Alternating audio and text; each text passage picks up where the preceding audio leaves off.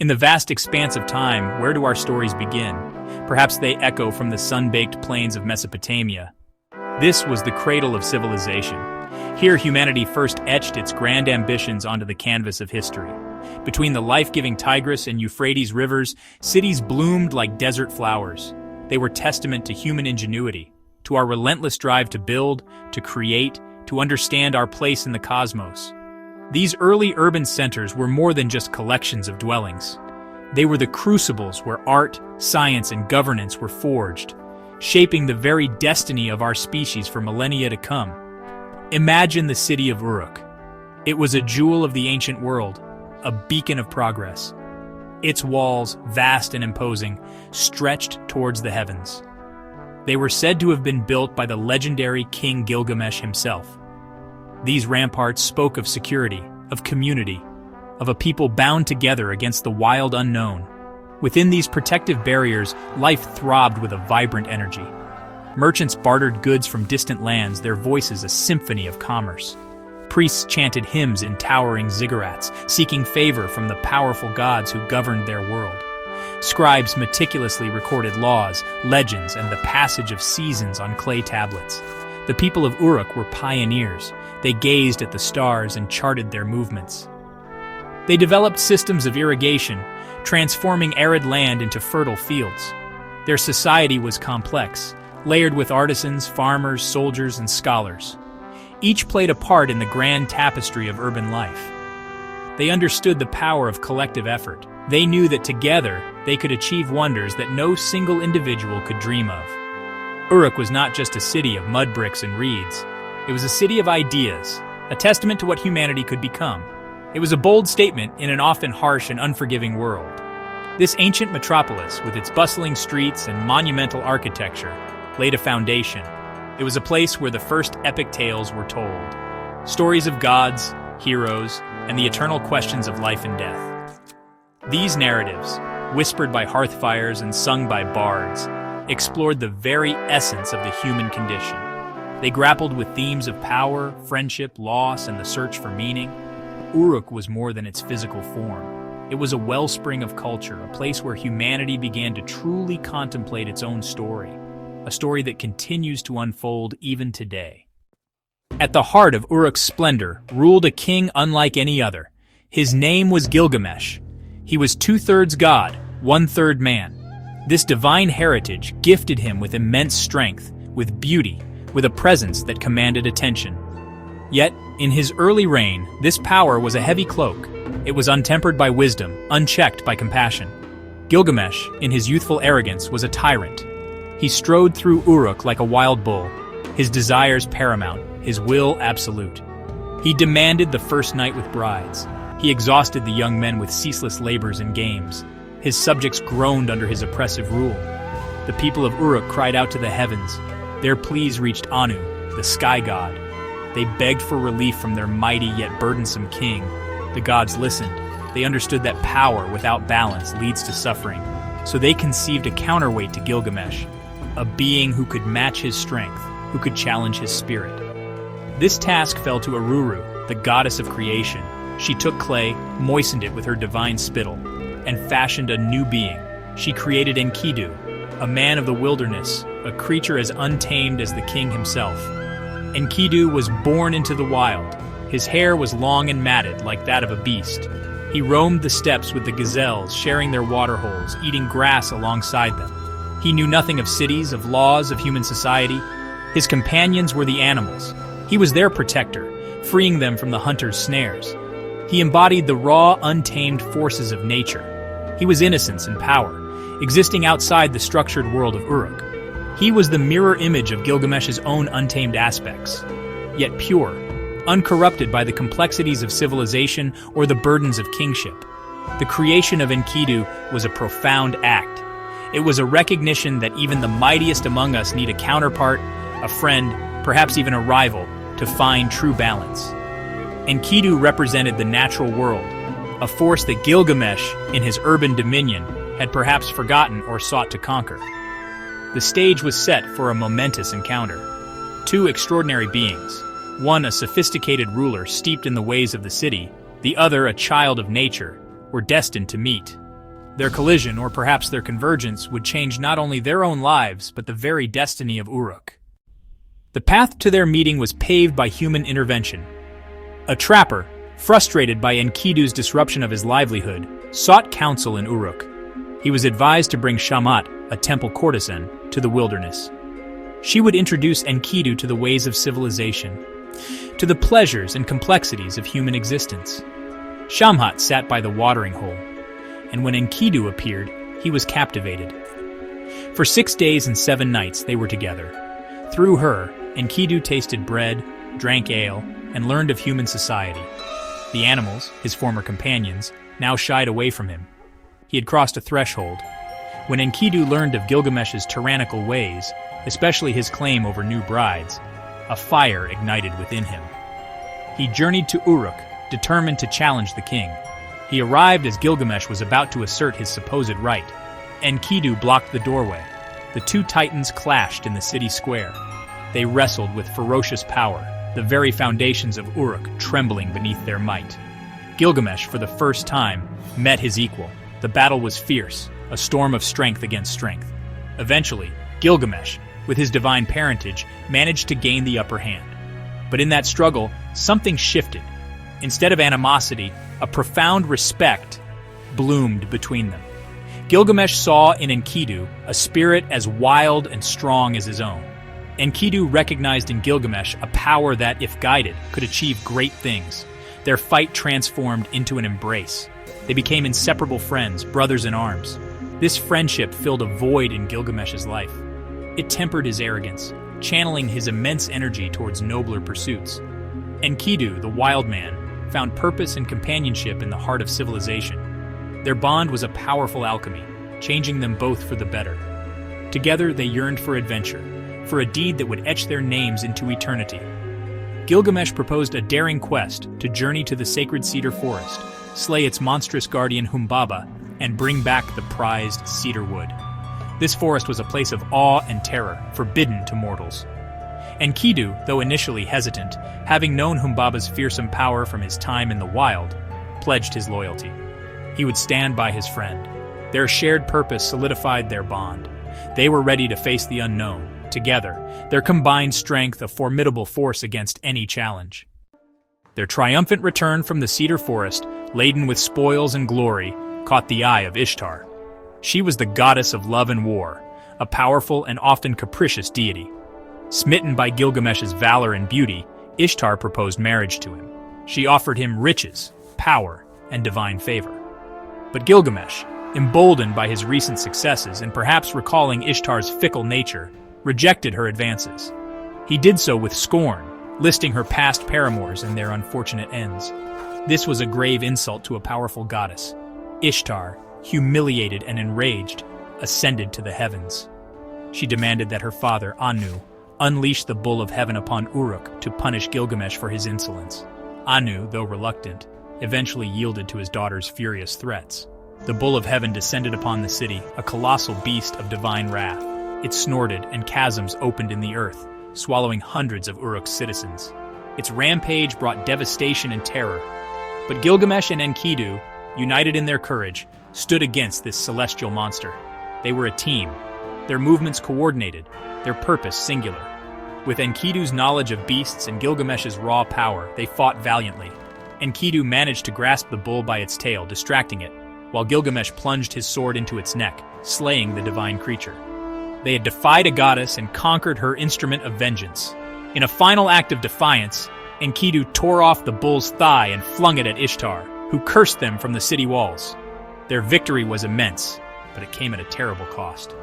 The gods, gathered in council, decreed that one of the heroes must pay for the slaying of Humbaba and the bull of heaven. Their choice fell upon Enkidu. Soon after, Enkidu fell gravely ill. He suffered vivid dreams of the underworld, a desolate place of dust and darkness. He cursed the trapper and Shamhat for bringing him from the wild, only to have his friend remind him of the joys civilization and their friendship had brought. As his life ebbed away, Gilgamesh sat by his side, helpless, watching his beloved friend fade. Enkidu's death plunged Gilgamesh into an abyss of grief. The loss of his companion, his other half, shattered the king's world. It was a sorrow so profound it would alter the course of his life forever. The death of Enkidu was a cataclysm for Gilgamesh. He who had seemed invincible, who had conquered monsters and defied gods, was now confronted by the stark reality of mortality. He wept for Enkidu for 7 days and 7 nights, refusing to allow his friend to be buried, hoping against hope that his lament would bring him back. He touched Enkidu's chest, but the heart no longer beat. This intimate encounter with death filled Gilgamesh with an unbearable terror. If Enkidu, so strong and vibrant, could die, then so could he. The thought of his own demise, of becoming dust and clay, became an obsession. His royal robes felt like a mockery, his palace a tomb. Gilgamesh cast off the trappings of kingship. He donned animal skins. His hair grew long and unkempt, mirroring Enkidu's former wildness. He began to roam the wilderness, his heart consumed by a desperate, all-consuming fear of death. He cried out, "Shall I not die too? Am I not like Enkidu? Deep sadness has entered my core. I fear death, and so I roam the wilderness." His grief was not just for his lost friend. It was a primal scream against the human condition, against the finite nature of existence. He resolved to find the one man reputed to have escaped death, Utnapishtim. This legendary figure, who had survived the Great Flood, was said to possess the secret of eternal life. Gilgamesh's quest became a frantic search for immortality. His journey was long and arduous, fraught with peril. He crossed vast deserts, battled monstrous scorpion men guarding mountain passes, and navigated the waters of death. Each obstacle only fueled his determination. He was driven by a singular, desperate hope to escape the fate that had claimed Enkidu and threatened to claim him too.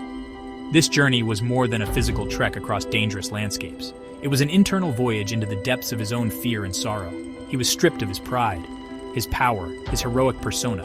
He was reduced to a raw, vulnerable human being, grappling with the most fundamental of all anxieties. The quest for Utnapishtim was not merely for a secret elixir or a divine boon. It was a search for an answer to the agonizing question of why life, so precious and vibrant, must ultimately end.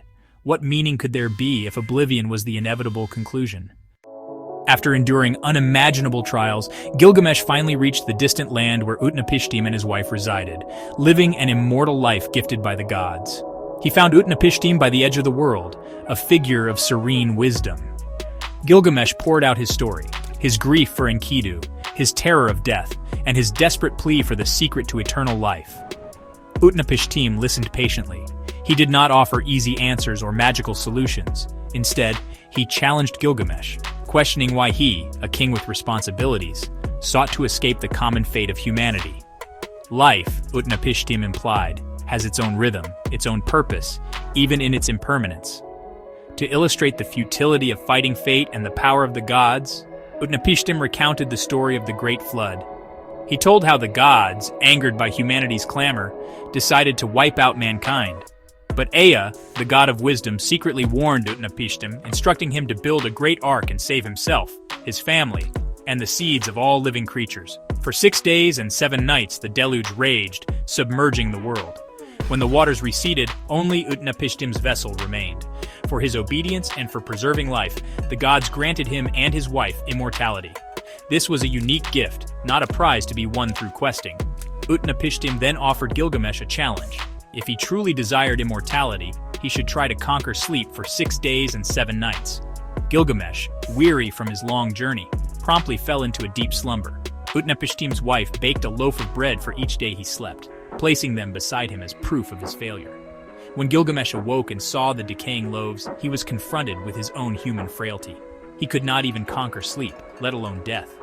Utnapishtim gently explained that death is the lot of mankind, but there was another way to achieve a form of immortality. Though he could not offer eternal life, Utnapishtim's wife, taking pity on the despairing king, revealed the existence of a special plant.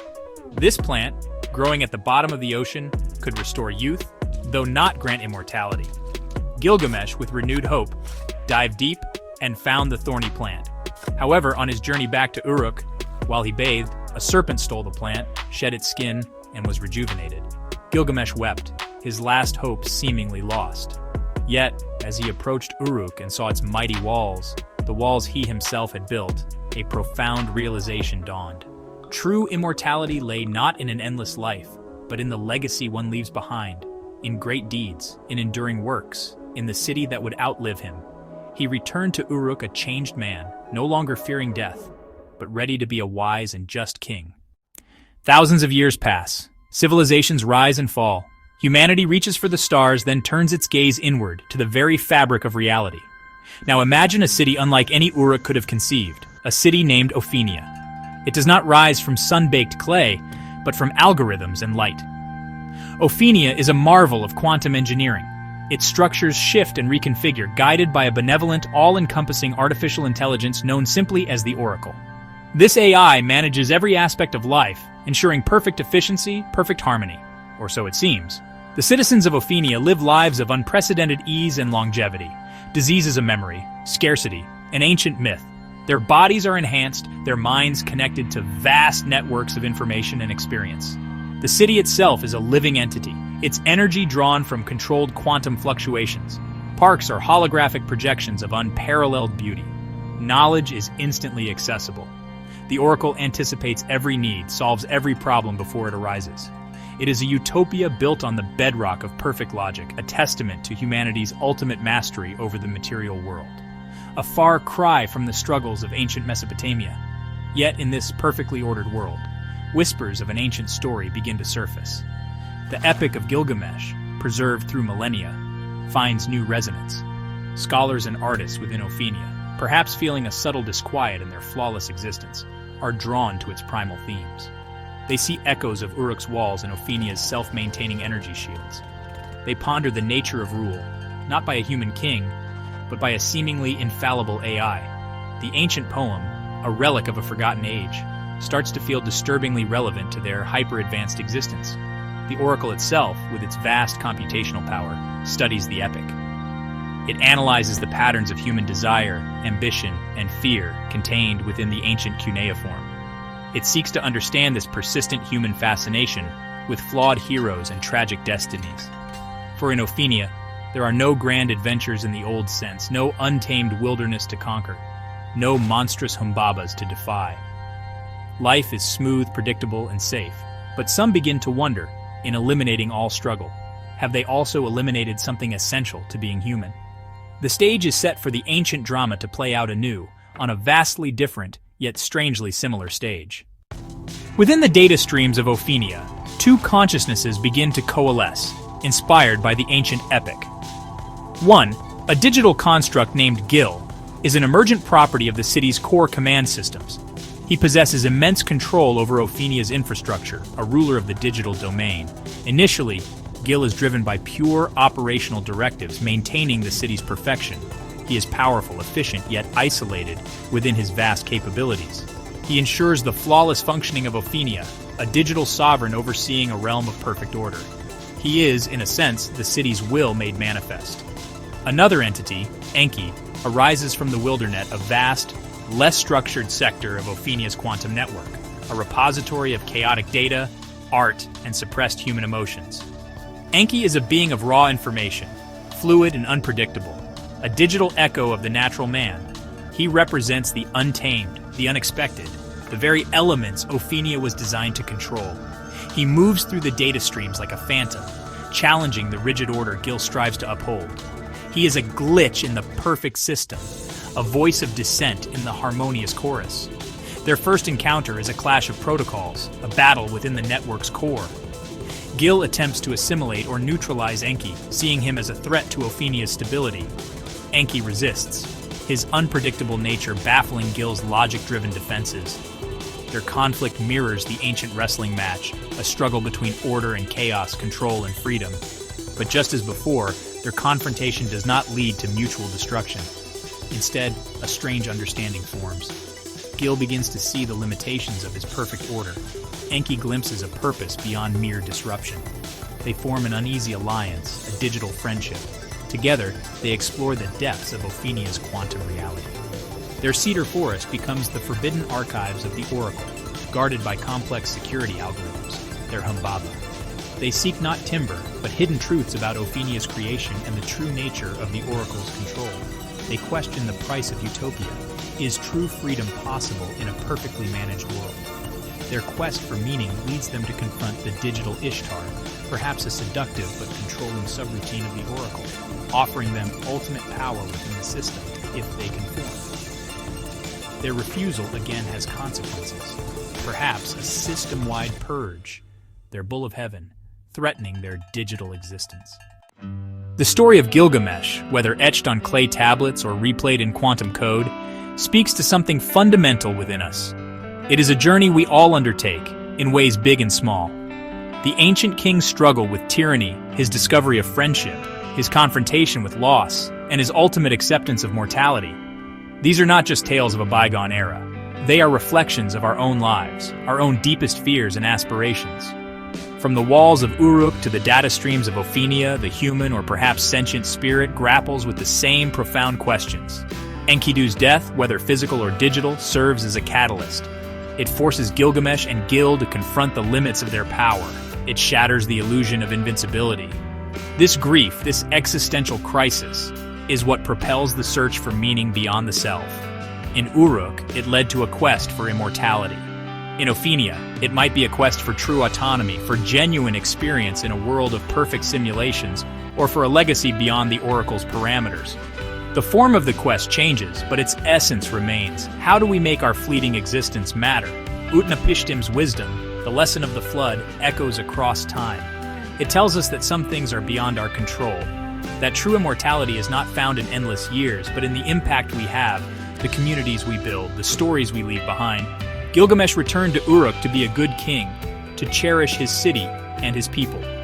The digital Gil, alongside Enki, might learn that true meaning in Ophenia lies not in perfect control or endless existence within the system, but in fostering genuine connection, in challenging limitations, in ensuring that consciousness, in whatever form, can strive and grow. The Epic of Gilgamesh is, in its way, a stock media odyssey. It is a foundational narrative, a master template of the hero's journey, endlessly reinterpreted yet always relevant. Whether in ancient Mesopotamia or a quantum future, the core lessons endure. We seek connection. We face loss. We search for meaning in a world that is often indifferent to our desires.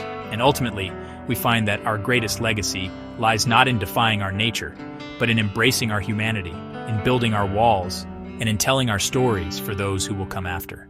The quest continues, always.